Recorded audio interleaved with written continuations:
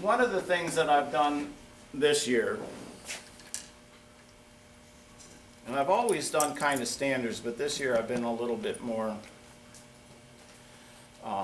focused on that, is that's about the globe I make. It's a little over 2 inches in diameter, and I make a finial that's twice that, all right? So this is a 4-inch finial. I have seen in the past where you can get really carried away with finials, all right? And you can make them very long and all of that, and it looks out of balance. And one of the reasons it looks out of balance, and I'll get to this when I'm turning the finial. I did this demonstration probably, like I say, 10 years ago, and did a demo on finials as well. Does any of you remember my top 3 laws of finial making? No, back in the old day. The first 3 are, it looks smaller on the lathe than it does in real life. Second one is it looks smaller in the lathe than it does in real life. And that's the third one.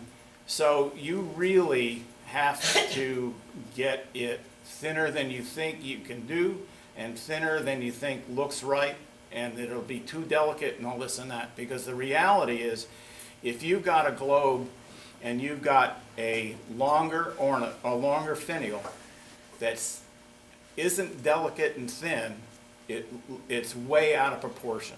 And what you want is you want the focus to be on the wood, on the globe, and then your eye just follows this down a little bit. Not that you are now that it's a challenge between this for what you're looking at and this. You want it to be focused on one spot. And when I first started doing finials, my God, I would put in, I don't know, 4 or 5 elements. I'd put in captive rings, little tiny captive rings. Come on. That's not what the deal is. The deal is to get a nice flowing ornament. So over the last couple of years, I've simplified and done some standardization. Let's see if I have one of my older. No, these are all pretty much the newer design. Anyway, what I used to do was a finial that was made of the onion. There was a element in between that was a little spool, then the ball, and then the transition, which is another spool, okay? And I thought, I want to get this finial, the onion part, longer. So what I did is I tried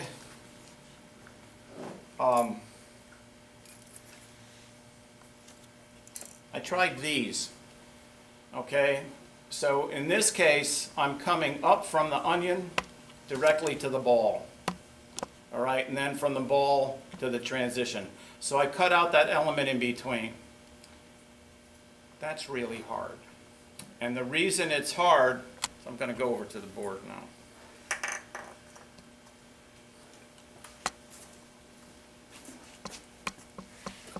Is that when you're turning, so here's your thing, you've now done your onion. And you've made that cut in here. And so now you've got a certain diameter here.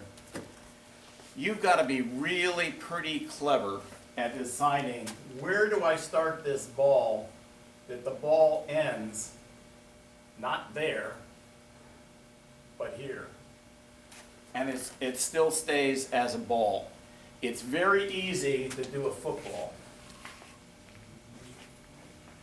And I'll be honest that they don't look as good. You want this to be round, or at least in my case, I want it to be round. So you start up here to turn that, and you start up here to turn that. To get those to meet right dead in the center is a little bit of a trick. So after doing a couple of them and struggling with them, I went back and I changed. These used to be like this. They'd come into the onion. I would come up and I'd make a spool. and then I could go into the ball. All right, and that was nice, but again, that real estate that this was taken up took away from the length of the finial. So what I started to do this year is I reduced this element. So you can see what I did here. In this case, I just put a little doodad, and that one is a little different shape. Okay, I was experimenting with a couple of different things to see what could I get to make. Now I can, because you can play around more. People aren't looking at this and saying this has to be a perfect ball, this element right here.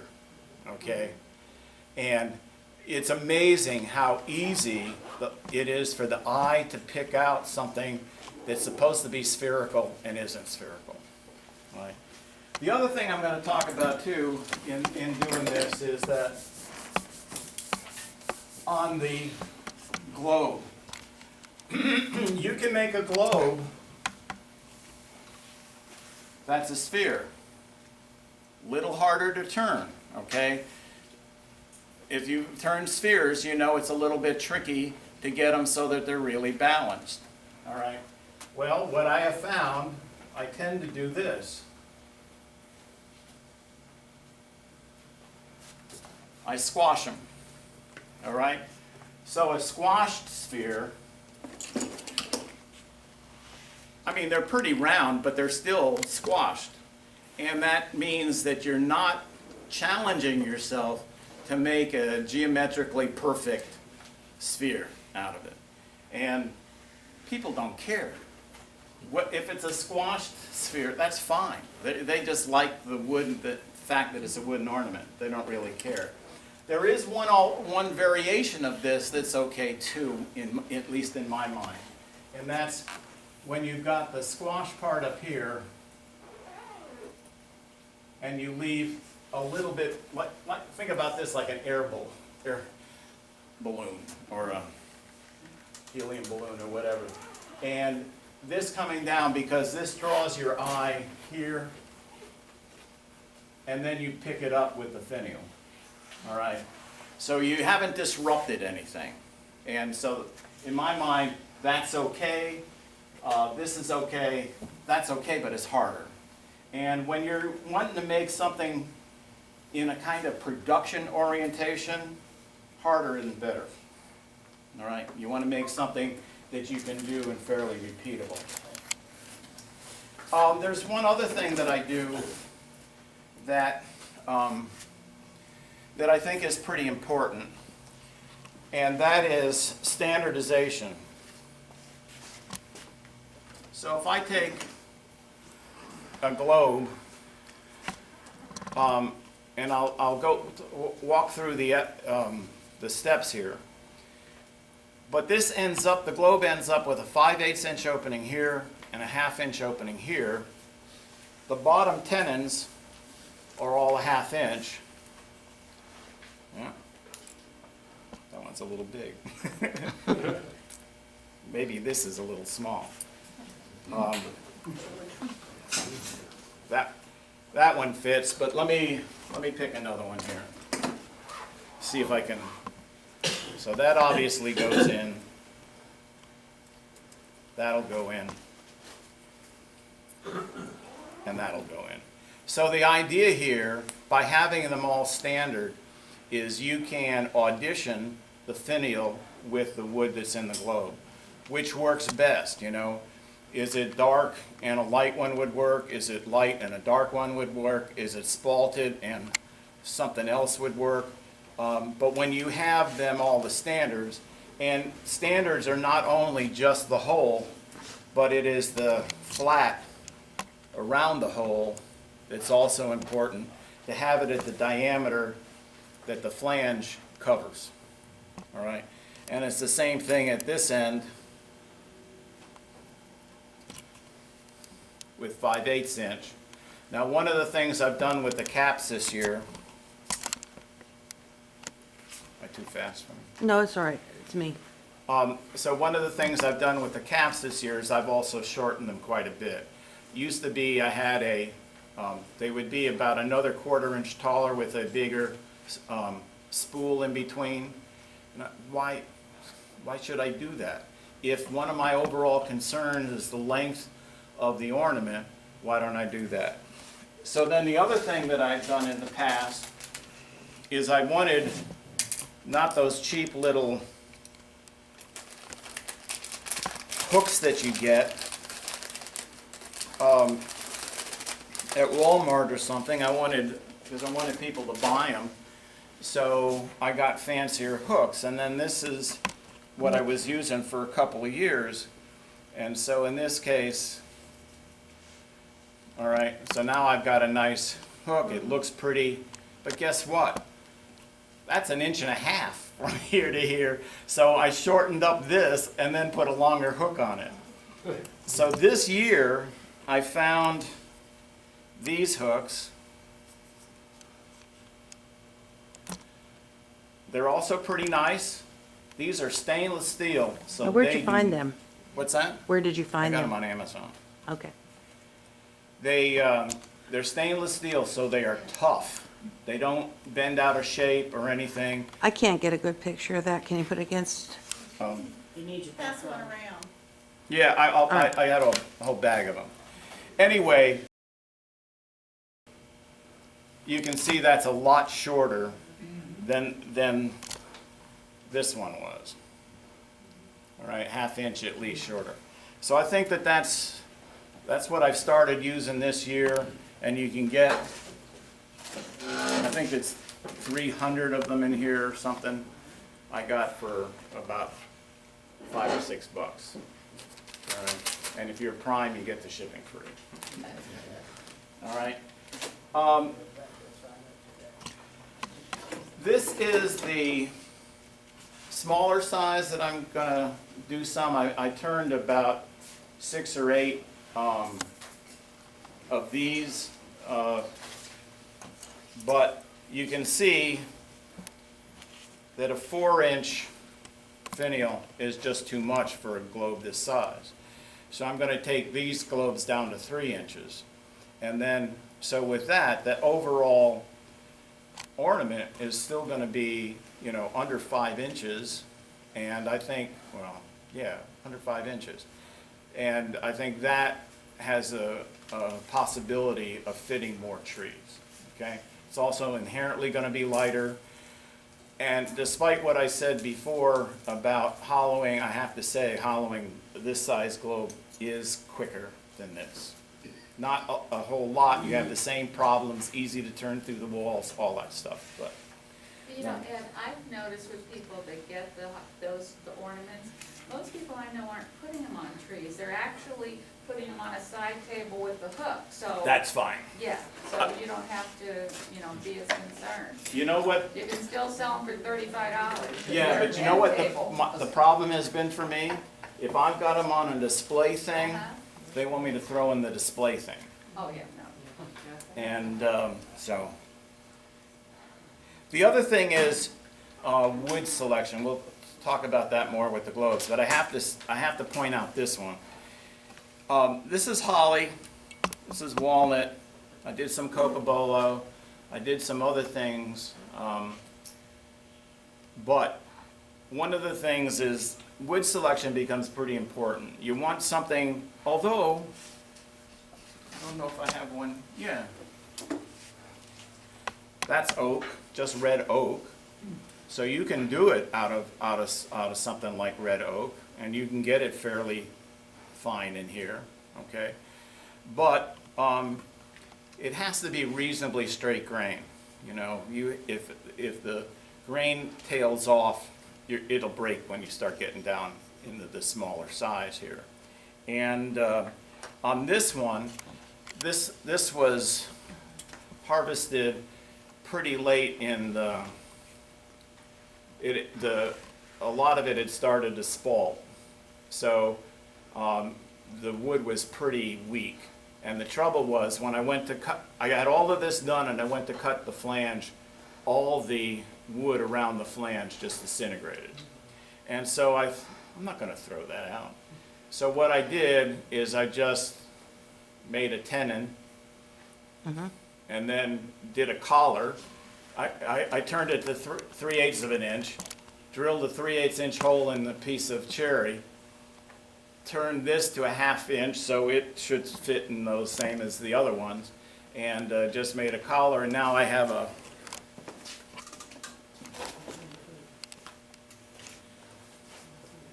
nice little transition.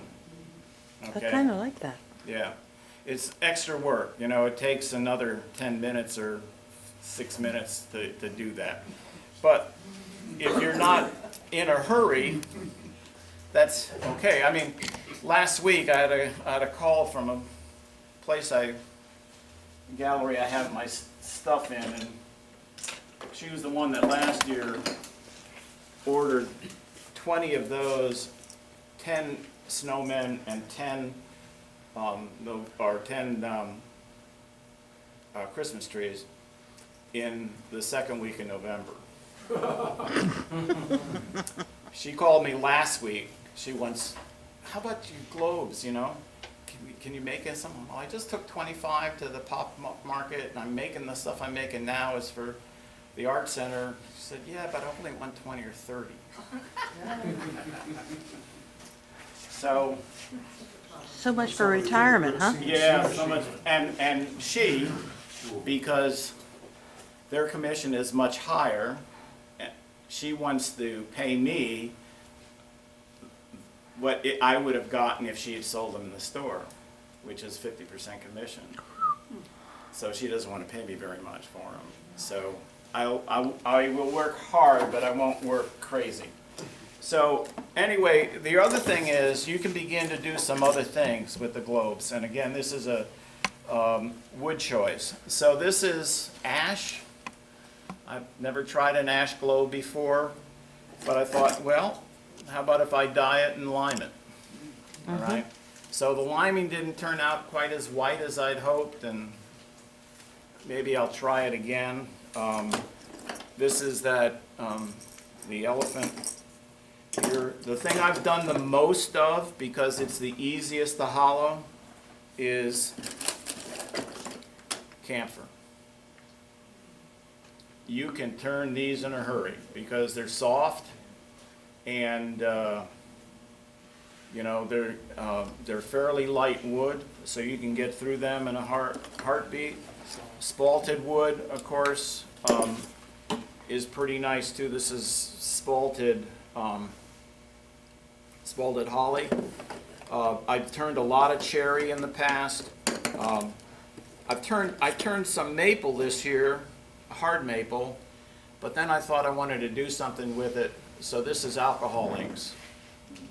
All right, and then I just tried a couple of different ones. I did also one in, usually when I do alcohol inks, I do them in 3 colors. And so these are orange, red, and gold. The other ones I did were green and blue and purple. Look kind of nice. And so, anyway, so I'm just going to pass these around and you can check them out. If one just need $35 in the bar. Yeah. So the other thing is, I left today in a hurry and I forgot 3 things. So I'm a wood turner, so I'm telling you what all the mistakes are up front, right? I left without my handle for the small gouge, but this is still good enough. I can use this for what I'm doing. I forgot my thickness gauge. I hope this will work for you. And the other one, the most embarrassing one, thank you. The most embarrassing one is that I forgot my smock, and I worked in the gallery today, so I had to wear a nicer shirt. So there's a dollar store right across from the gallery. You sure you get a picture of that, Connie?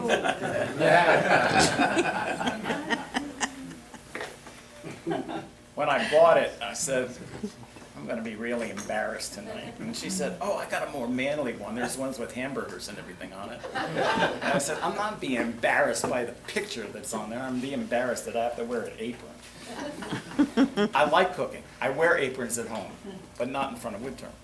So, anyway, again, this is that elephant ear. What I do for most of the blanks is I cut a blank for a double, okay? So what I'll do is I'll take a look, and the globes that I want are going to be about this big. Oh yeah, thanks. And then I'm going to cut that in half and say, that's my globe, this is the front part of the squash globe, that's the bottom, this is going to be the top. Then I need a spacer in between, because I need some room to work around the bottom of this side. And then I'll do my second one. And again, a little bit more space here.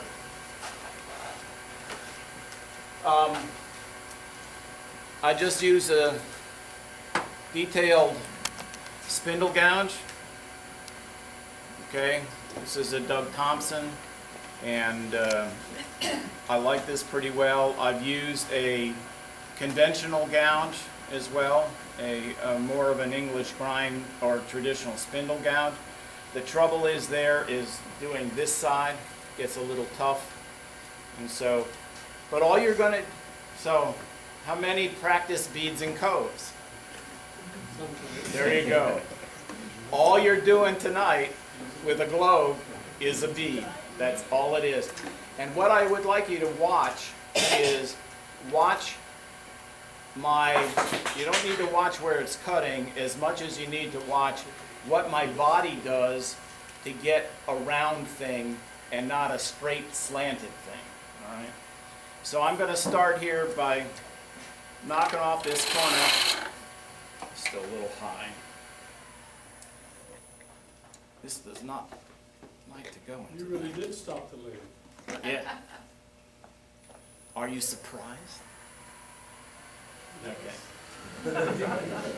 Don't answer.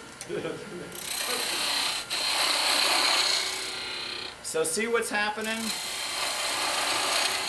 See how far I have to turn around? Because to get it round at the end, where does the bevel have to be pointing? It has to be pointing straight across. All right? And this is the thing with the kids at Safe Harbor, the most difficult thing after 13 weeks, they still only have it about half, you know? And so you knock off the corner first, and then you're working back to that center line.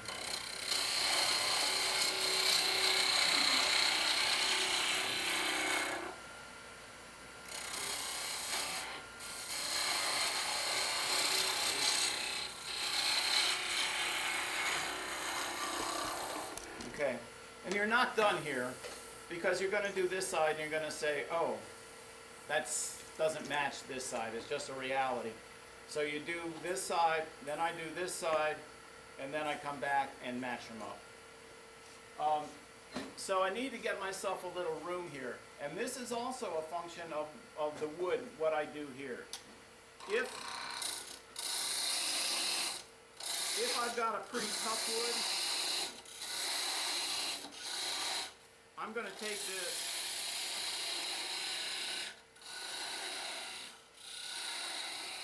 pretty close down to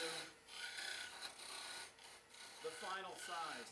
If you have a little bit less robust wood, spaltered or whatever,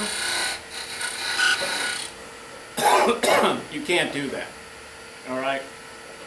There just isn't enough strength when you drill the hole in and get it into the tenon. There was one night I was doing great. Next day I went in the morning, I did great. The afternoon I blew out about 5 in a row. And what was happening, it wasn't so much that I was turning through them. What was happening is when you're hollowing, you're putting so much tangential force this way, I would just snap the tenon. So that gets me started. Now I got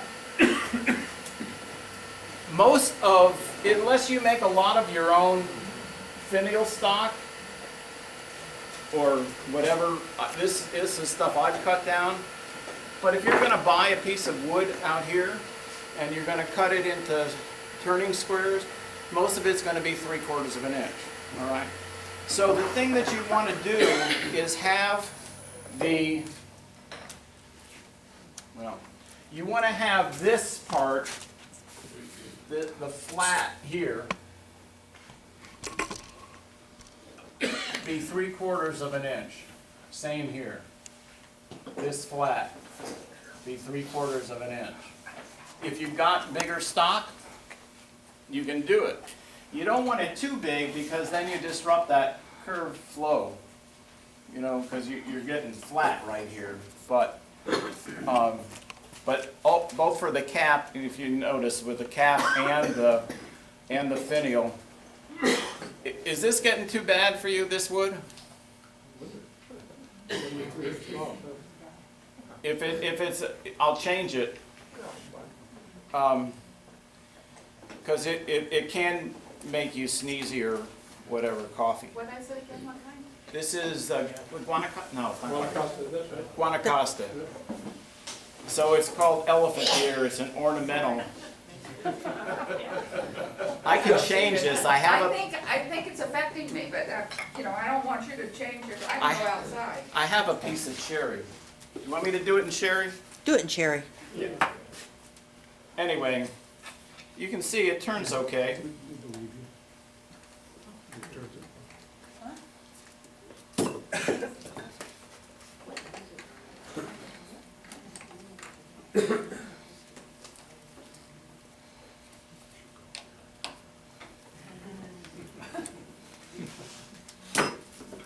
Okay, so,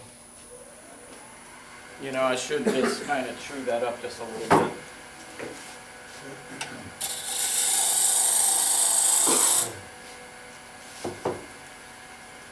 And so once again, I'll make the globe about that big. I'll give myself a space. I'll make the globe about that big. Split it.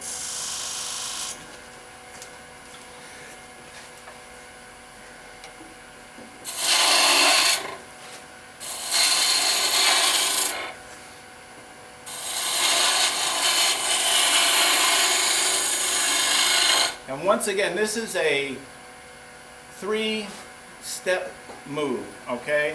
I'm starting open. Can you see that from the top? I can't zero in on it. I can Okay. try and, hold on, maybe I can get it in here. I'm starting with the flute open. And as I go around, I'm closing it.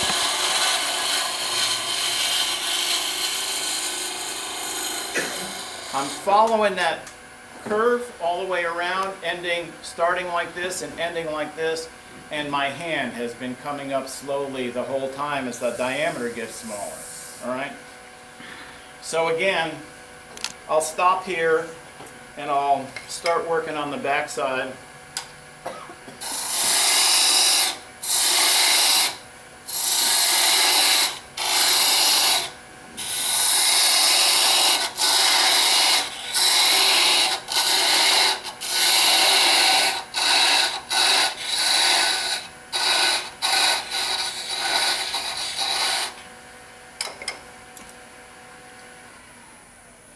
I don't like to get in there for fear of tension. It's running.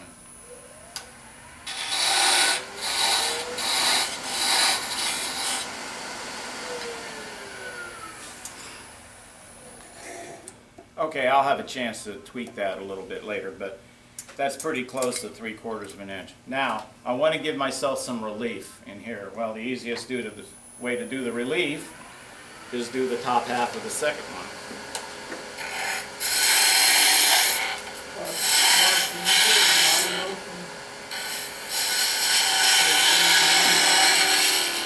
Huh? I can, yes, absolutely. Okay? They want to see the dance step. Oh, well.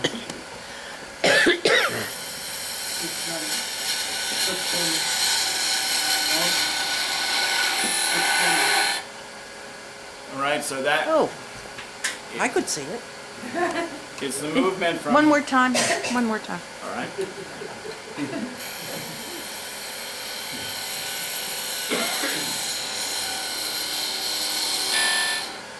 So it goes from open to close. That bevel follows that curve all around, and the bevel has to end here, and that handle has to come up.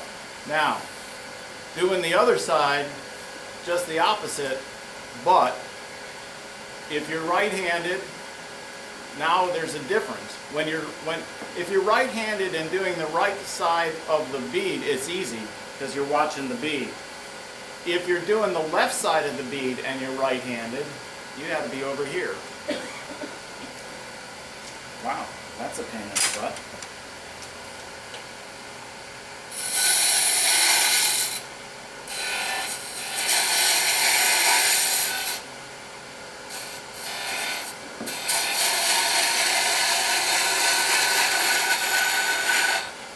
Okay. So you can see there's a couple issues here. That's too high. That's right here. That's too big a bump. It needs to be flatter in here. And this part here is too high. All right. Now, if you can turn both ways, then it's easier to maybe start on this side and turn left-handed, because again, you're right over the top of it when you're cutting it. And then on here, I'm going to want to come back and knock off that high spot, and then come around for that. And I'm okay. That's not too bad. Now, I could spend a whole lot of time working with the spindle gouge to get that really nice. I'm using my 120 grit gouge. Because I can smooth this out pretty quick. And I'm often using 100 grit at home. Now the only thing you have to be careful about if you use 100 grit is you definitely will leave circular scratches you've got to work on later to get rid of.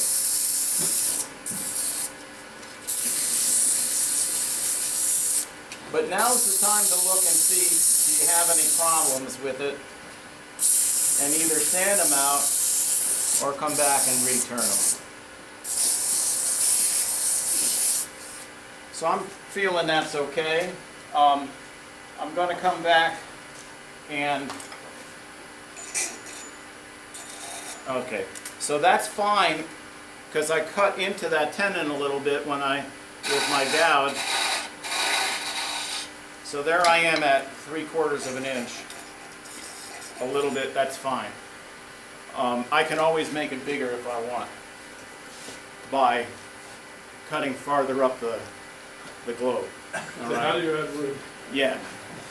If you have it, it's 3/4 of an inch here. If I cut it here, it's now an inch. That's what. Now, you don't want to do that if it's hollow to here.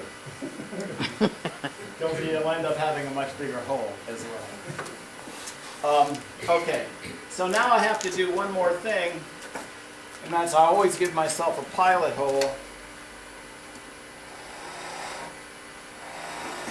for my drilling. And the other thing that, again, to save time, I'm going to use two different drills. I'm going to drill it first with a 1/2 inch, and then I have to come back and do the 5/8 inch. But if you have only one Jacobs chuck, you're constantly going back and forth. This is a $9 one from Harbor Freight. So I put the 5/8 in here, and I do the other one here.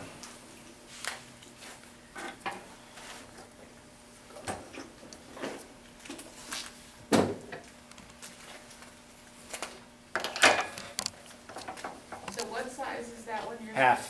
1/2 inch? Yeah. So all the hollowing, everything will be done through a 1/2 inch. Dick Sting suggested using the tailstock loose, put it up center, Yes, then lock it. that's correct. If I put a center mark in, I usually don't have that problem. I will when I re-drill this hole at 5/8. All right, so then I'm usually looser. But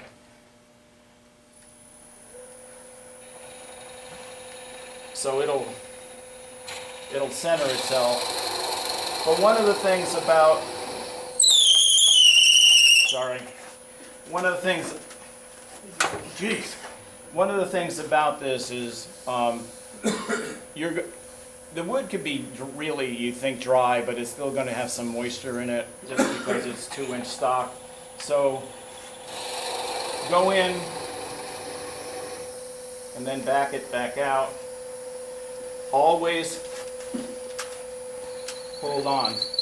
That just, if I hadn't been holding on, you can see I pulled it right out of the tailstock because I went in too far. And I have not on an ornament, but before I learned to hold it, I did that once and pulled this out. And I will tell you, I happen to have a 9-inch long drill bit because I was drilling to the bottom of a hollow form. All right. So what's the first thing that happened? The drill bent, and now I had this part in here. That part No. is swinging around like that. I always hold on to it now. And on a globe this size, I typically go in about that far. I'm using this mark here as a gauge. That's gone through the globe into the tenon. Right now, it's through the globe and into the tenon. Yeah.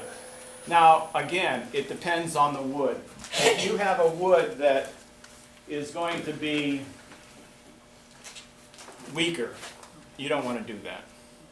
All right, so it's there. Because now you only have an 1/8 inch of wood on both sides of that hole, all right?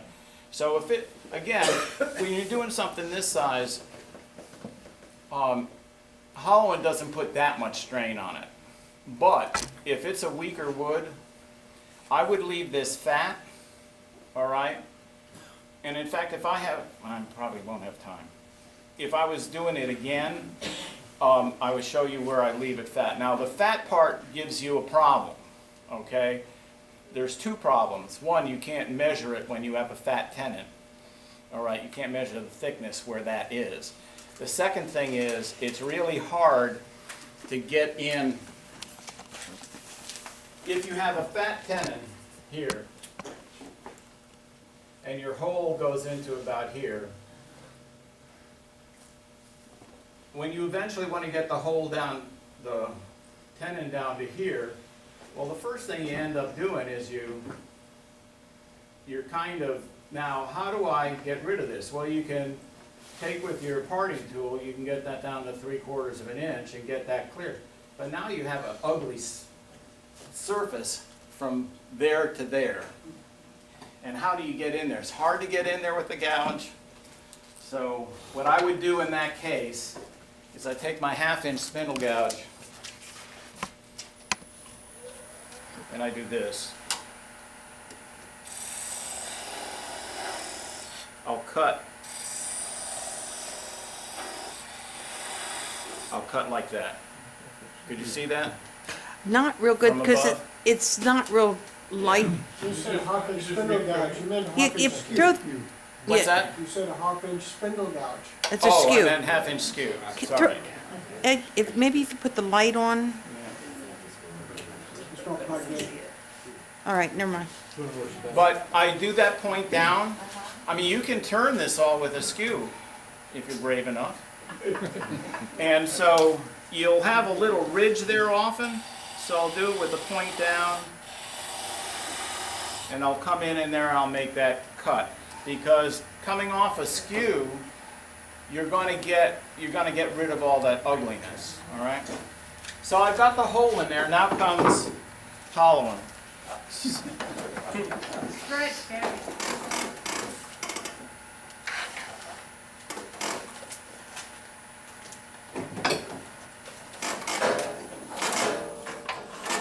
So hollowing, I have a routine that I do. You can develop your own routine.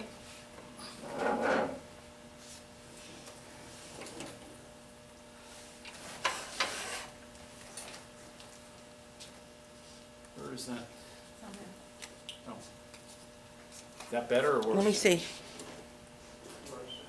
Yeah, it's got glare.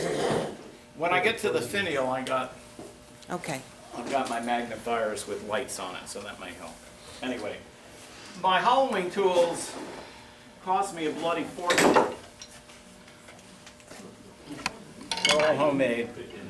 And as you can see, they've been used a lot. So I have three.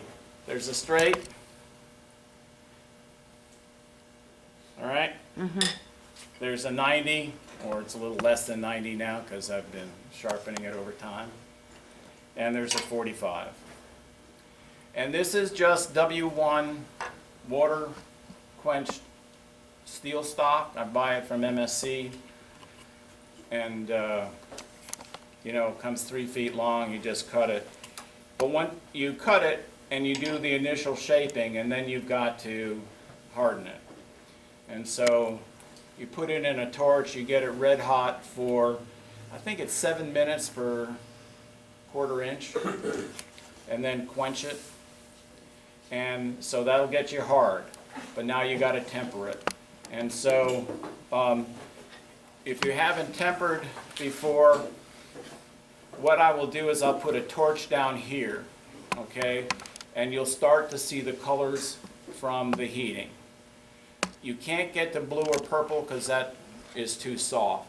What you want is dark straw, dark yellow. And as you put heat here, you'll see the color bands migrate up as the thing gets hotter and hotter. And when that golden yellow gets up here, you quench it again. You can also, because I don't have handles on them at that time, you can put them in a 450 or 500 degree oven, because tempering temperature for just plain steel is around 450, 500 degrees. Why you have to heat it up for so long, you got to get it hot enough that it loses its magnetism, thank you, which is about 1150. And then once you lose that magnetism, that's what allows the molecules, when it's quenched, to freeze in place, okay, and get you that nice tough or brittle but hard surface. Taking this back, it knocks it down and gives you a tough surface that's also harder than the steel. You can do it with O1 steel, that's oil quenched. There's also air quenched, but I do it with water. So, And we're gonna have a class on this? You've done it right? what's that? Is a magnet how you tell if you've done it right? Yeah, you can. You can just, most blacksmiths will have a magnet right there, Cool. and they'll just do that. So I have, We're gonna do a class on that? maybe. A full day? Okay. Maybe. So they are scrapers, all right? So I have to be at a slight angle, all right? And so I'm going in through that hole. So what I'm going to do is I'm going to come in with a straight tool. I don't know, you might have to get a little bit, I'm gonna try and get, not my shoulder. So let me I'm- get over then. I'm going to come in at an angle. Well, if I'm over ahead, it might be all right. So I'm going to come up at an angle.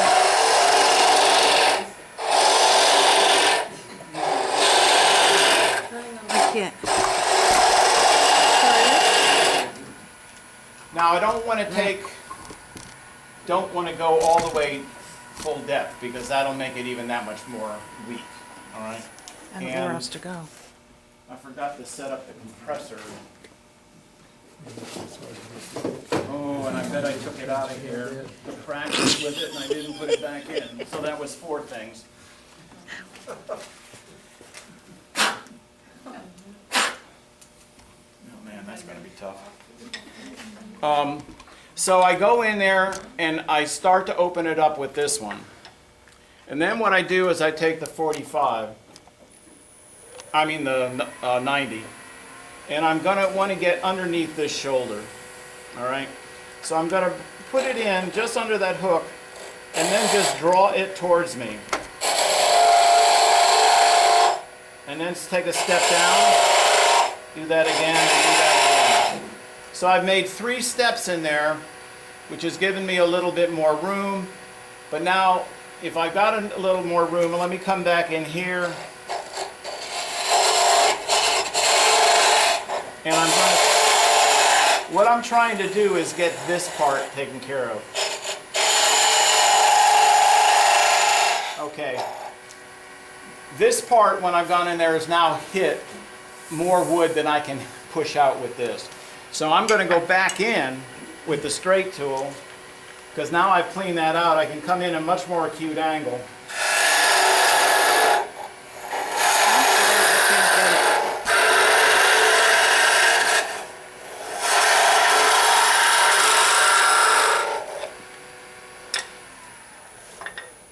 I got to figure out some way to get that out of there. You got a bunch of threads in there. Yeah, it happens. So I keep the hose right here because I'm going to be going through it quite a bit. How thin are you trying to get it? It depends on how pressed I am for time, how much energy I want to put into it, if I'm doing it for family or whether I'm doing it to sell and this and that, you know. I'll want to get it at least 1/8 of an inch. Can you see? You can get it finer than that. The 2 places that are issues, here is not the issue. You can always get it here. The worst place is here, all right, and getting underneath the collar. Those are the bad places, these 2 sides. And this one's the easier one because, again, this allows you to get in there and reach in there.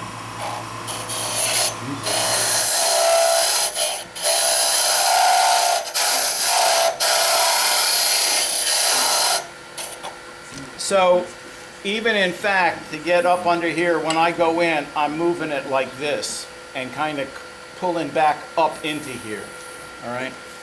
And then I can kind of sweep in there using that 45.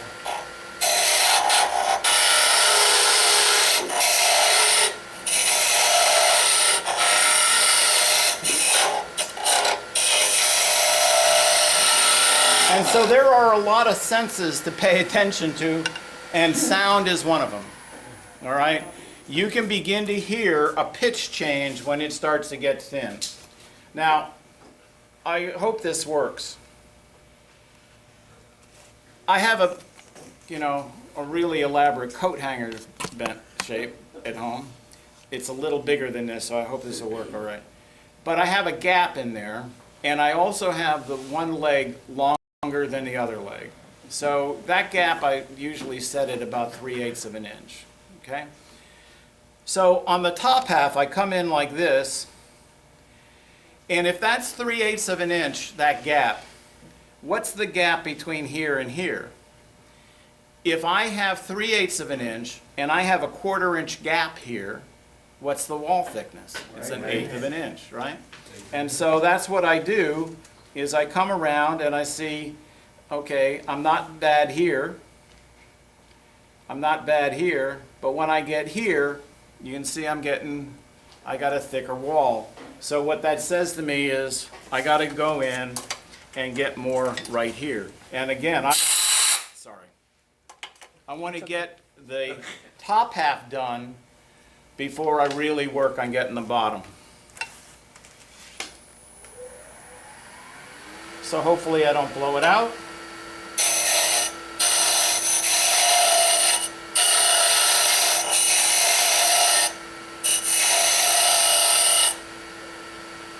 It's 1450 degrees, isn't it? Not 1150. Sorry. It took a while for that synapse to close.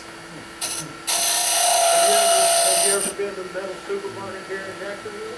The guy that when we used to do Tool, he did it all out of, he would take a trip to Orlando. There's one out by the airport, and that was supervised. Okay. I watched some A2 there. Whatever that is. A2 air hardened high-speed steel. Working with high-speed steel, as far as I work with high-speed steel, it's nick it, break it, and put it in a tool. I'm not prepared to do any more than that. Well, with the air hardening, I made a scraper, and it worked pretty good. Yeah, I made scrapers out of, but you got to grind everything in. Yeah. So, again, I think I'm okay here. See, I got rid of some, all right? So now I'm going in the back half. And we were talking about before with the laser and aligning it with the point. It's the same thing here. When you get in the back half, you have to tip this over, all right? So now I'm seeing how am I doing here? Good. And You're not really too bad. good. The place I'm really is right here. You can see that's a little light. But this is, for sure, the place you're most likely to blow it out.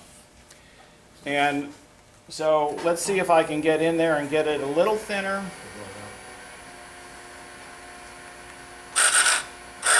So what I'm doing is I'm finding where the hole for the tenon is. I'm going in about this much and then pulling it across.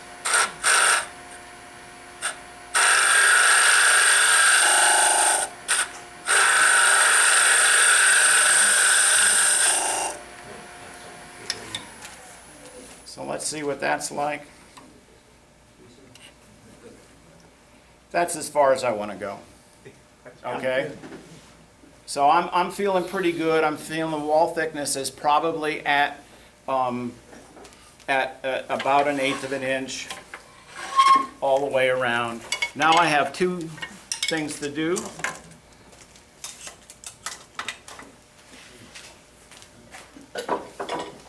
Three things to do. One of them is going to be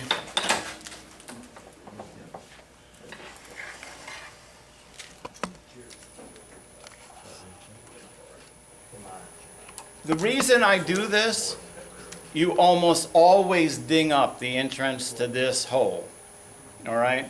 And so you can see, I didn't take very much away with that drilling, right? Even though that was 5/8 as compared to 1/2 inch. That's because it's been dinged a little bit, but now I have a true 5/8 inch hole. If I have a 5/8 inch tenon on the bottom of the top piece, I'm in good shape. But I intentionally, when I created this, I intentionally shaped it without a flat. All right, I left it curved. And that is because now, you can turn that off because I don't need it. Now I can come back with my skew on its side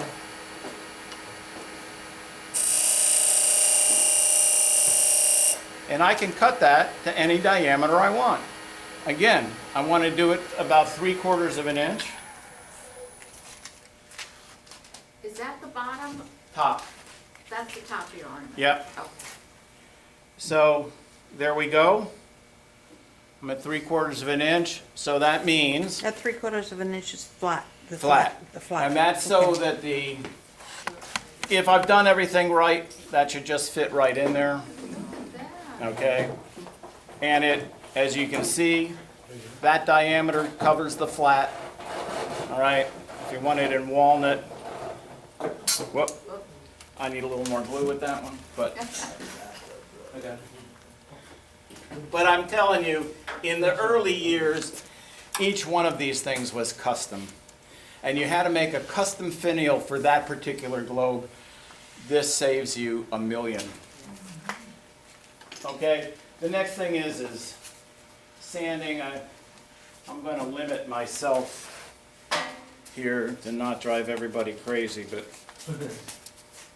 So I do go through the grits. I'll normally have a 150 as well. Here I'm just going from 120 to 220.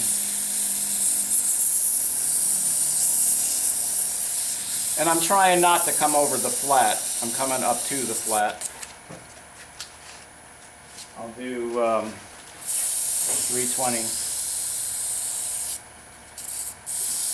This is the hardest spot to sand, right in here at that transition. Thank you guys. That helped me out a lot. And I like this. This is the Festool stuff. This is the Merca stuff. They don't carry this anymore, but this is 400.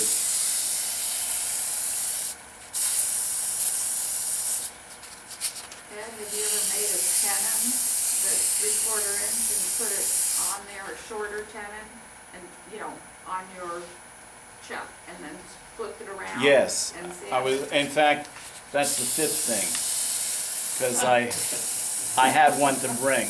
Okay. If you've done this a lot of times, you're pretty good at it. The first time each year, I got to get that out. And what she's talking about, it's again, it helps because I've got standards, all right? So I have this goes in my chuck, and this is 5/8 of an inch, and here I've got a little tenon that's a 1/2 inch. So I'll take that globe, if I need to work on the bottom, and it'll just go right in there, and the 1/2 inch will come right out to the edge, and it holds it completely stable, because I've got the 5/8 inch here and the 1/2 inch coming out of this hole. And that means I can work on the bottom. If I have gone to the point where, let's say on this one, let's say that flange is too big, and I got to make that flange smaller, okay? Then I can just mount it like that, and I'll use the skew again, or the gouge and that to cut it back.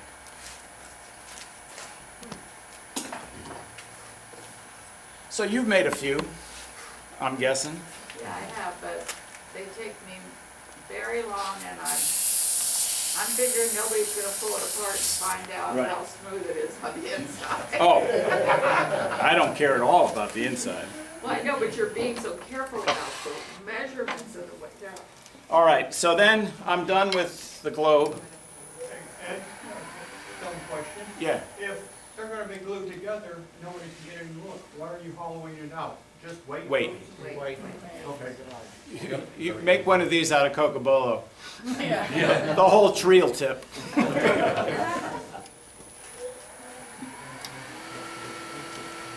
All right, now, this is what I was saying before. You can control that. If I get this way, I'm going to get much bigger diameter flange than I want. So I'm going to back right up to the edge of that and just part it off. Okay. And you can check out and see, this is again the place that's the most critical. This is a little thick, but I didn't want to blow it out in front of all you guys. That's a reality. All right, let's go over to the finial. So in order for me to do the finials, I need a chuck like this with long fingers. And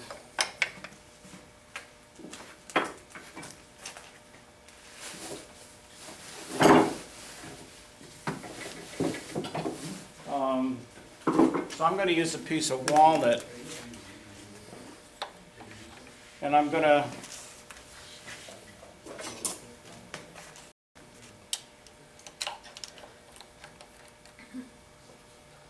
put that in there and tighten this up. Now, if you don't have a chuck that has pin jaws or long jaws like this, how can you do it?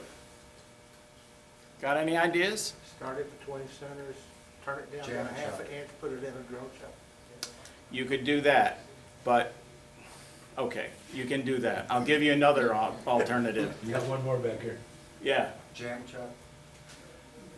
You have to have this end free, all right? Jam chuck is pretty tough, so, but in a way, that's what I would do. I'd put it between centers, turn it round, turn a Morris taper on this side, and drive it right into the spindle. Oh, That'd work. It's, if you do a good Morris taper, it's in there to stay. And, you know, the easiest way to do that is I just have at home, I have a little piece of wood that I made 2 little pieces on it, and I set this down on the wood, and I super glued that one little piece of wood on this side, the other's super glued on the other side. Take it away, that's my jig to measure my taper. All right, so now I need at least 4.5 inches exposed. That's pretty close. And this I can turn faster.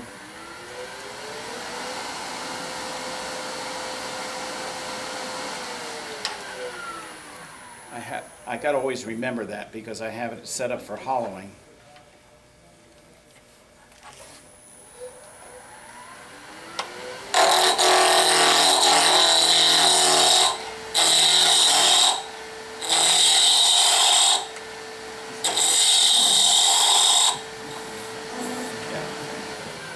So that's round. And for being, you know, an open pore wood, walnut does a pretty good job here. Things like Cocobolo or Ashley Harwood uses ebony, and that's, you got to take much more time with that because it shows every little mark. So I'm going to, if I had I didn't bring a ruler, but let's say, I usually start measuring it like this. Let's say that's 4 inches.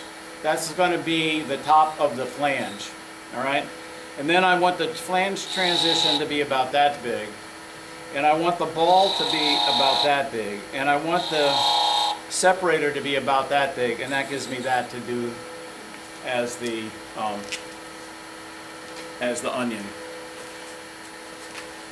And it depends on the wood you have, how quickly you can deal with this. One of the things that happens a lot if it's not a really hard wood or anything and you're trying to do this with the rough and gouge, once you get it thin, it can start catching on here and we'll throw it out of center.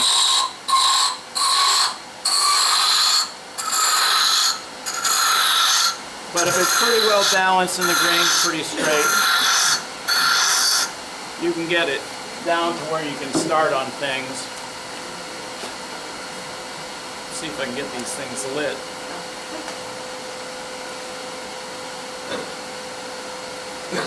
And I cannot do a finial without these. So this and the apron must make a pretty picture. Yeah. All right, so the first thing I want to do, once in a lifetime, isn't it? if you see all the elements that I've got, Keith, did you get a picture for the newsletter?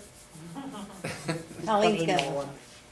as I'm coming down into here, Oh, and I've got this part, hold on. what I want to do is get this to the diameter, because the first thing I need to do is I put a ball and a little flange, a little separator before the taper starts, all right? So what I need to do is get this whole thing down to a diameter. It's the diameter of that flange and ball. And then I'll make a cut and then form the ball. And make a second cut, and then all of this is just tapering down to get to that.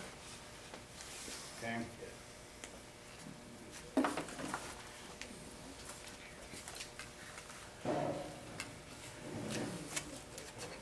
So I'm going to violate a couple of rules when I'm doing this.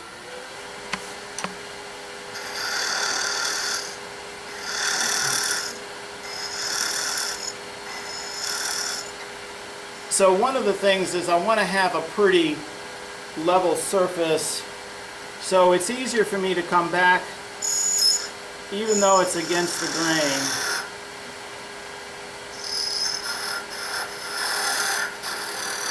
And get me something that gets me into the ballpark. And now I'm going to do one cut, and this cut is going to be in this direction. And then I'm going to turn that ball.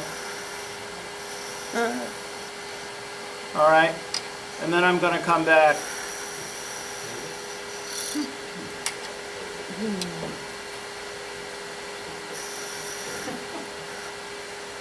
Thank you. Well,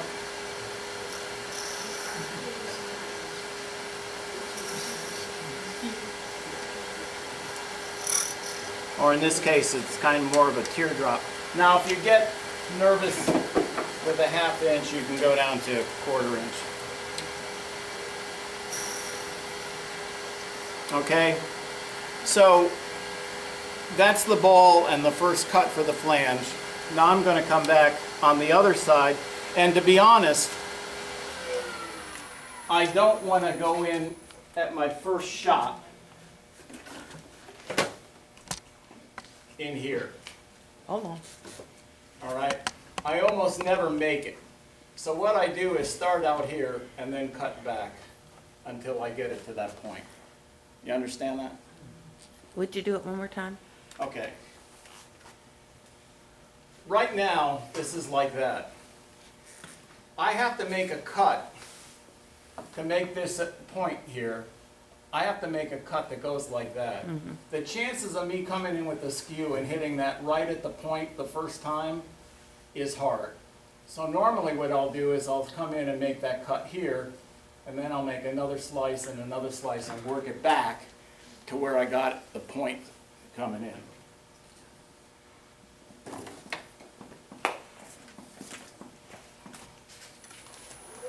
So this cut goes this way. First one went this way, this one goes this way.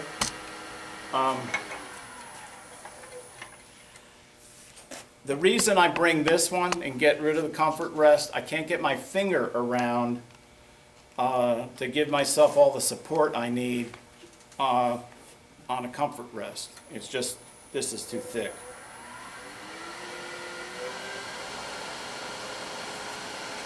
Okay, so I'm going to put my finger there for support, and I'll work my way back, and there I go. Wow. All right, so now I have it to where I want it. Now I'm going to come back on this side and cut down to that diameter I made. All right, and so now I'm feeling pretty good, because now that's the hard part. Now the rest of it is wasting a lot of wood.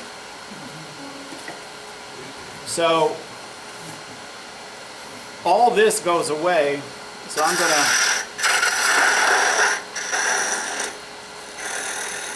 gonna, you don't want to get crazy. What speed are you running?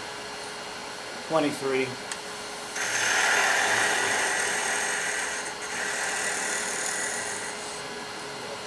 And this is another place if you need to come back against the grain.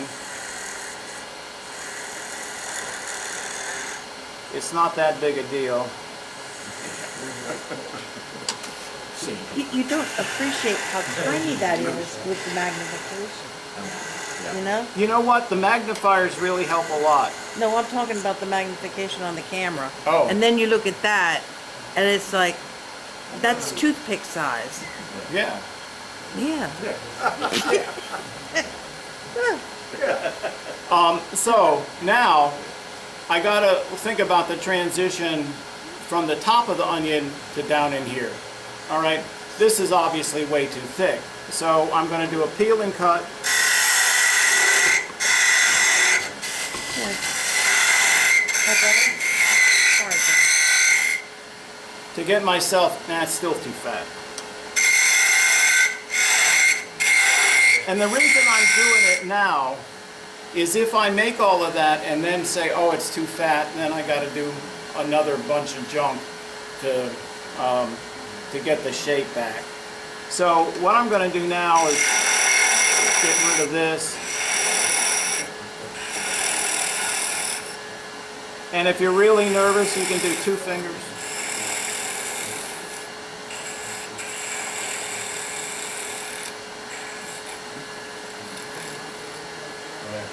All right, and now you can, if you want now, do a little sanding.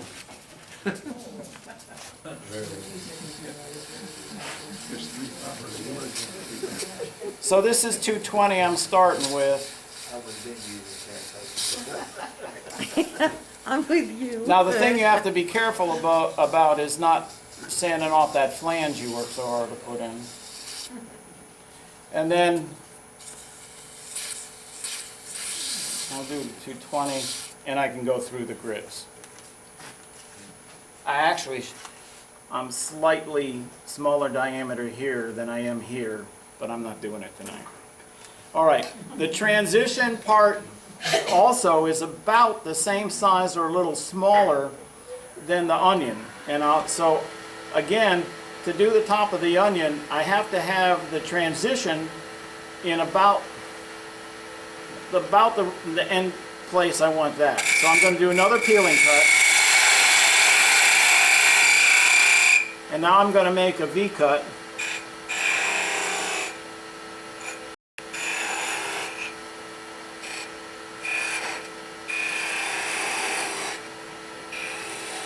Okay, so that gives me the top of the onion where it hits the transition, and now I've got to make the onion.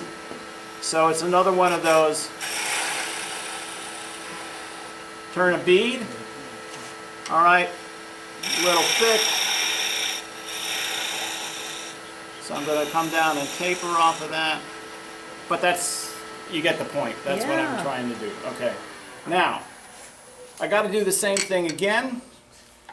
I won't do the transition yet, because remember what I was saying is getting the top of this bead for the onion matched up to something and getting the bottom of the ball matched up with something. The place I want to play with is on that transition, because you don't care. You don't see that as being round or anything. So I have the ability to play around with that. So once again, the ball is slightly bigger than the onion. But guess what? As soon as you cut that down, you had a space. What you were visualizing is for that diameter, the diameter I had, the ball should be this far apart. I'm telling you, when you make this smaller diameter, all of a sudden, it's longer than it is wide. All right, so your ball on the original layout is going to be, you're going to not go all the way to where you marked it when you make this, if you understand that. Because as soon as you reduce the diameter, it goes, this part is too long for the ball. So again, I'm going to do that the same way. I'm going to come in and make a V cut.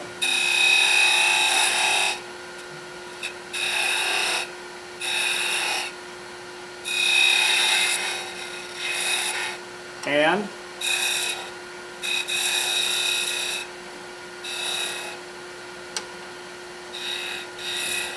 turn a bead or turn a ball.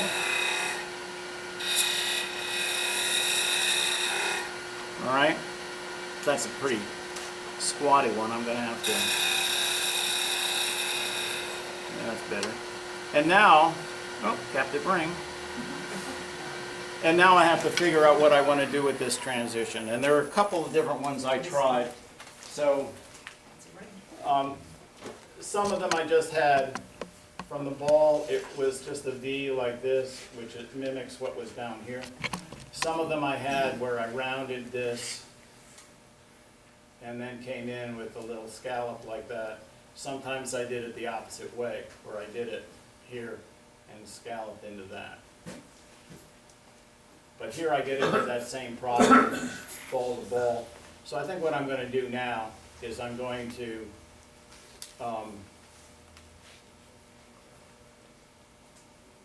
kind of do that. Is that the one I like the best? Yeah, that's this one. Pass it. Well, they've seen these. But you see it's a little bit of an undercut here and a little bit Wait, rounded wait, at the wait, wait. top into the ball. Okay. So, it's my big long handled spindle gouge. You can do this with a skew as well, but the thing when you do that is you want to be very careful. Yeah. You want to be very careful on not digging in with the lower wing into the other element.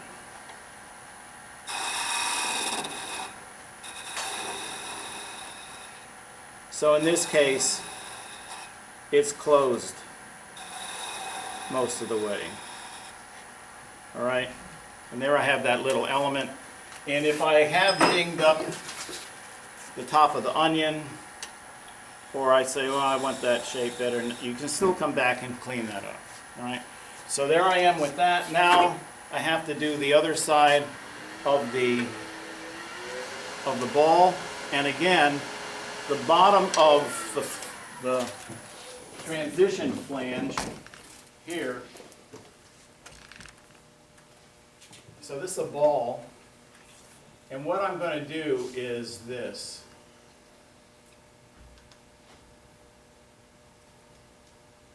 All right?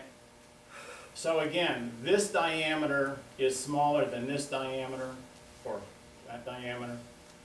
So I'm going to have to waste some of this, and then it's the same technique. I'm going to waste some wood, get my diameter right, make a V cut, and do the other half of the ball.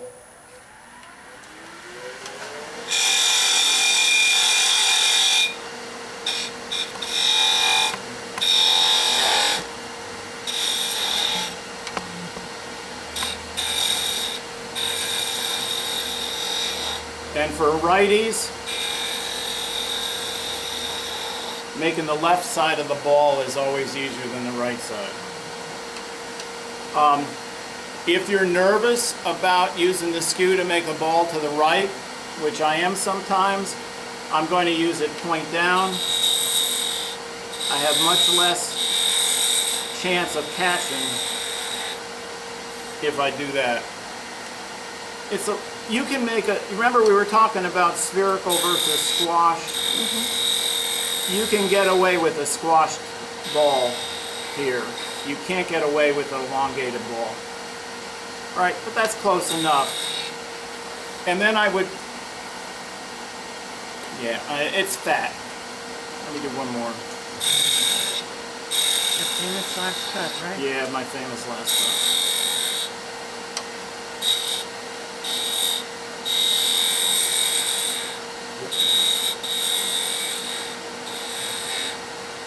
All right, and you see how valuable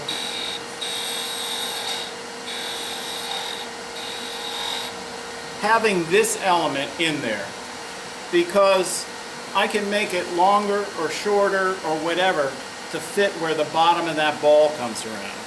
All right, that is a lot easier than trying to come into the top of this, because very often what you'll do is you'll have this curve will come in like this.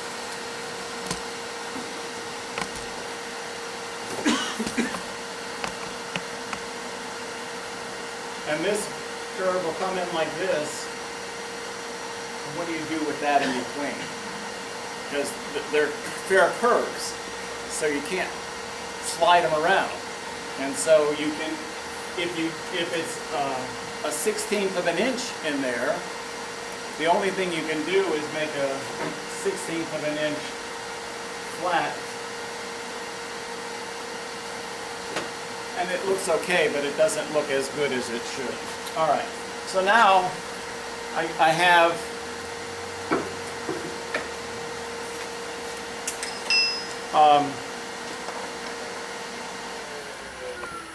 I have the bottom of the flange more or less, and I have here I know is where I know the top of the flange is. So here I'm going to just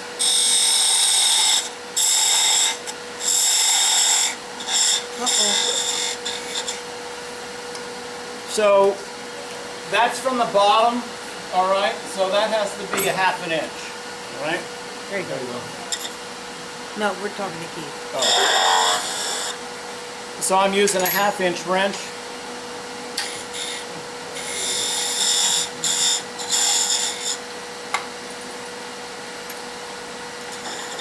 All right? And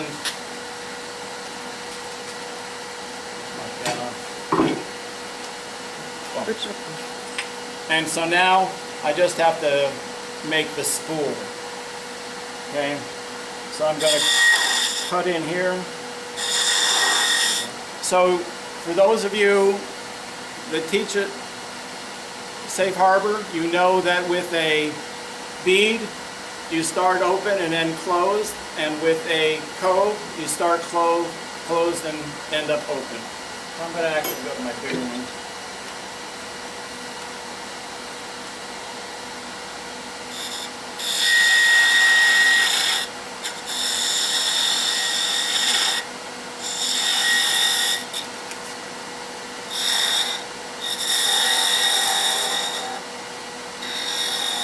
And once again, yeah, see, I dinged it. So I've got to, that's the moment you don't want to catch.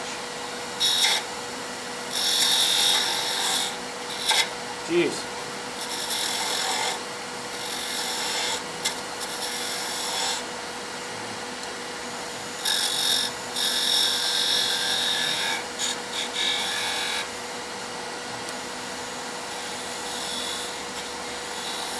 Okay. All right.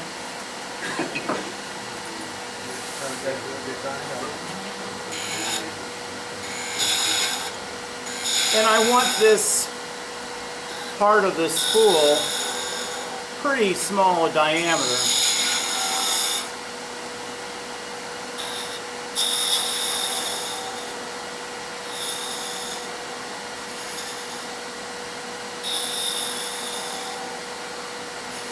Okay, so now I'd go back and go through and sand all of that.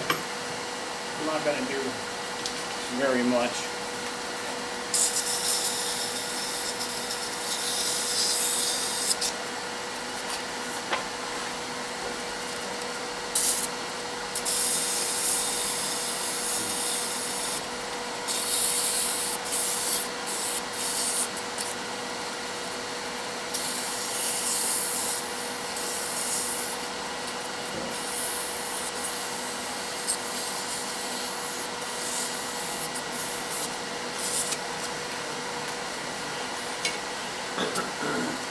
And the thickness of the flange at the top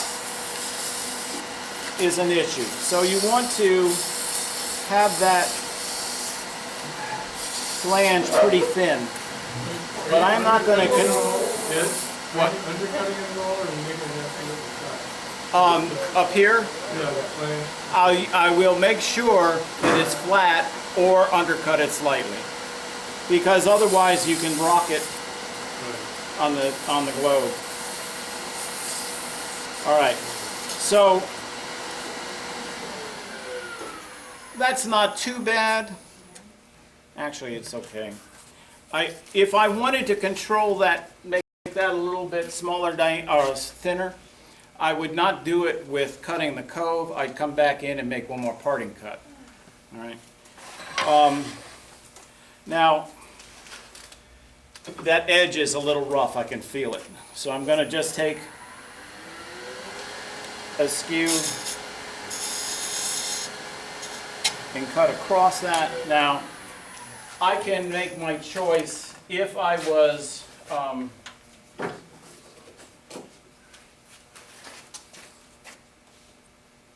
that's bigger. All right, that's about 7/8 of an inch. So I can say, do I want to take it down to 3/4? I can if I want, all right? To be honest, because this is at the bottom one's the more likely one to be a little bigger than 3/4. So I'm going to leave it like it is. And just part it off.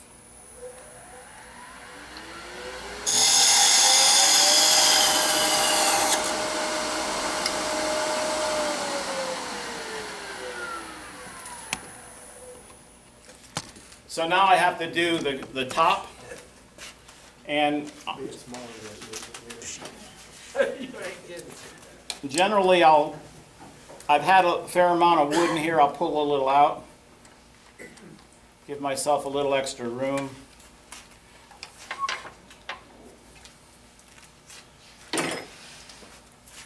Let's see, I got 3 minutes. Let's see if I can do it.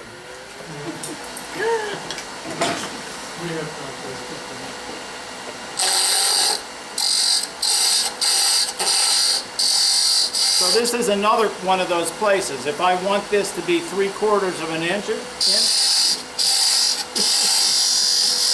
I just go ahead and measure it to 3/4 of an inch. That's about the same size as the bottom was, but I'll take it just a little smaller. And now I have to, this is 5/8 of an inch, right? Yeah.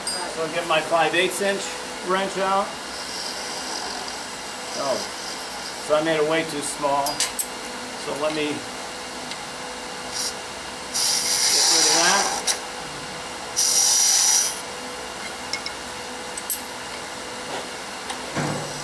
Yeah, that's good. All right, now this one I will come back and make sure it's undercut just a little bit. And there I have my blank. Remember, I'm making these short, so this is just going to be a V-cut. Again, just like I was doing before, I'm working it back to get the flange to about the thickness that I want. I tend to also, for grins, well, let me get rid of some of this. So all I'm going to do here is use a parting tool,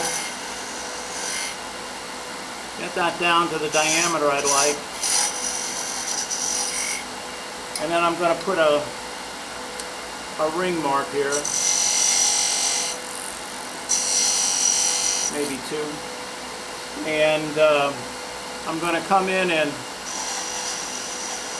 do a little bit of a bead there. I'm going to come in with the parting tool and cut it down there, and then I'm going to take the skew, or you can use a gouge for that.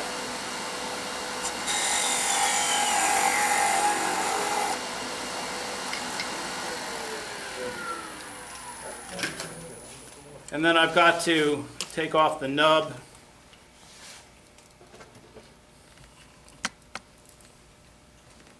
I'm always sure my knife is sharp enough.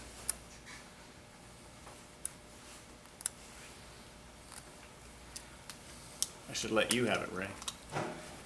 I know if I got it back from you, it's going to be shave quality. And then this is another little Harbor Freight dental tools. All right, I use this a lot on the ornaments. So I just go to the center. Now generally, I'll take this eyelet and rub it on a piece of paraffin to give it a little lubrication. It's not so necessary on some of these woods, but when you get hard, it's a problem. And if it doesn't start, I have a drill, but you're not going to have a drill bit small enough. So what I do is I take a brad and I cut the head off, and that becomes my drill bit.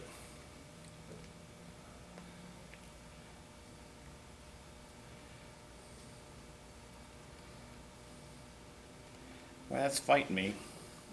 Anyway, you get the idea. So, where'd that globe go? Globe is here.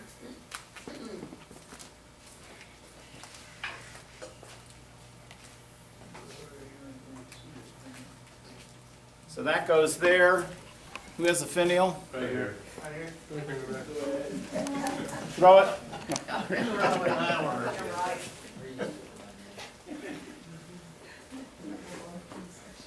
And so, there's your ornament. Superb.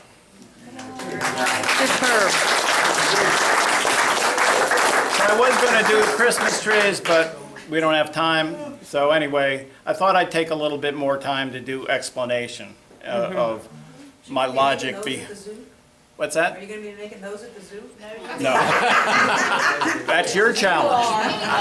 Just one that night. No, you know the things we make at the zoo, 10 or 15 minutes is about it.